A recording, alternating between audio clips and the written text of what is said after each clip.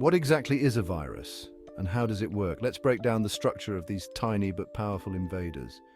A virus is much smaller than a cell and has a very simple structure. At its core, a virus contains genetic material, either DNA or RNA. This is the blueprint that allows it to replicate once inside a host. Surrounding the genetic material is a protective shell called the capsid, made of proteins. The capsid helps the virus attach to host cells and protects its genetic material. Some viruses, like the flu and HIV, have an additional outer layer called the envelope. This envelope is made of lipids and often contains spikes that help the virus bind to and enter host cells. Once a virus attaches to a cell, it injects its genetic material inside, taking over the cell's machinery to make copies of itself. This is how viruses spread and cause infections. Though simple in structure, viruses are incredibly effective at hijacking cells to reproduce.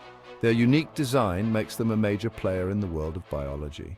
Curious about more complex science topics? Subscribe to AI Explains It All and comment below with what you'd like us to explain next.